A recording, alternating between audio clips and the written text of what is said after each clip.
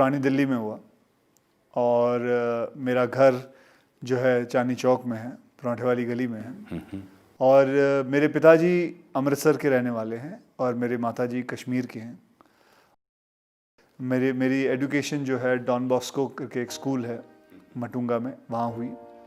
और पढ़ने का ज़्यादा मुझे इतना शौक़ नहीं था, खेल कूद का बहुत शौक़ था।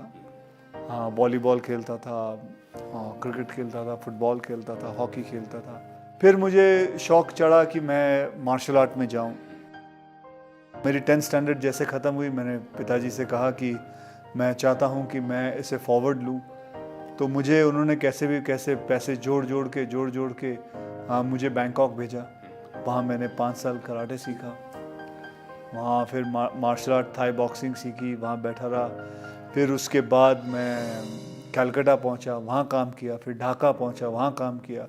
ये ऐसा था कि मैं ढाका में भी एक होटल के वहाँ काम करता था और फिर मैं कलकत्ता में एक ट्रैवल एजेंसी में काम करता था और दिल्ली में मैंने ज्वेलरी लेके जाता था और बॉम्बे में लाके बेचता था। कुंदन की ज्वेलरी आती है ना, आप अगर आप देखते हो तो यहाँ बड़ी फेमस है।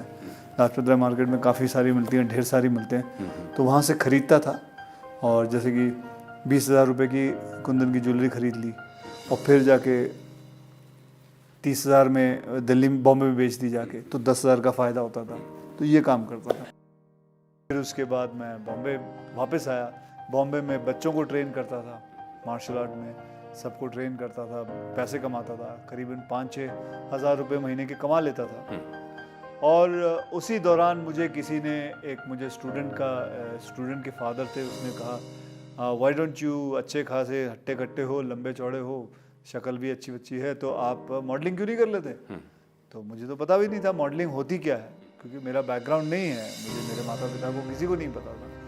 तो कहा जी वो मॉडलिंग कर लो। मैंने बोला वो क्या होता है? बोला जी आप आ जाओ, आपको मैं मॉडल कोऑर्डिनेटर हूँ, मैं आपको मिला देता हूँ। तो मैंने बोला अच्छी बात है। तो मैं पहुँच गया और 2-2.5 घंटे काम कराया। AC रूम था, खाने को भी अच्छा दिया। फिर 21,000 का चेक दिया, बोले आप जाइए, ख़त्म हो गया। बोले बस? हाँ। बोले यार 5,000 काम करता हूँ, महीने का 5-6 हज़ार मिलता था महीने का, ये 2 घंटे में इन्होंने 21,000 दे दिया। ये कुछ कमाल का काम किया मैंने लगता। तो अच्छी बात है यार। फिर मैंने बोला यार मैं मॉडल बनूँगा। फिर मैंने मॉडलिंग शुरू की। फिर मैं जाता था लोगों के पास अपनी तस्वीरें ले के कि जी मुझे देखो। फिर करते थोड़ी बहुत मॉडलिंग की। फिर मैंने रैंप वॉक किया। उसके बाद करते किसी ने एक फ़िल्म ऑफ़र कर दी। फिर मुझे मिस्टर प्रमोद चक्रवर्ती जी मिले। उन्होंने कहा भाई मैं आपके साथ एक फिल्म बनाना चाहता हूँ। और आज भी मुझे याद है, शाम के 6:30 बजे हुए थे और उन्होंने मेरे हाथ में 5,001 रुपये का चेक दिया था।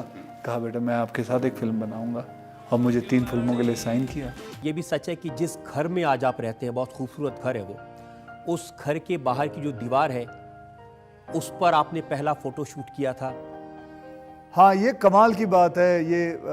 ये खुद मुझे बात कुछ 15-20 दिन पहले पता चली कि मैंने जब अपनी इंडस्ट्री में आने के लिए आप बनाते हैं, फ़ोटोग्राफ बनाते हैं, फ़ोटो खिंचवा के पोर्टफोलियो जिसे कहते हैं, पोर्टफोलियो बनाते हैं। तो आपको बताऊं मेरी पोर्टफोलियो इतनी बड़ी थी, मैंने पैसे उधार मांग के इतनी बड़ी फ़ोटोएँ बनाई थी अपनी।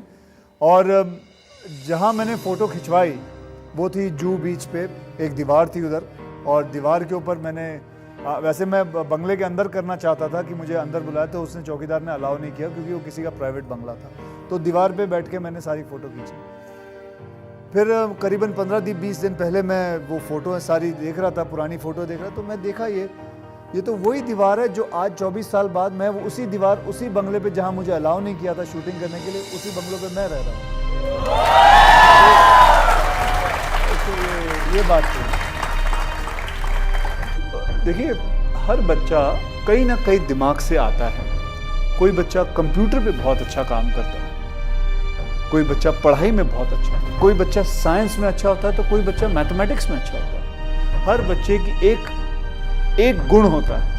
ये माँ बाप का काम है कि उस गुण को पता करें और उसको निकालें और उस लड़के को, अपने बच्चे को उस तरफ फोर्स करें।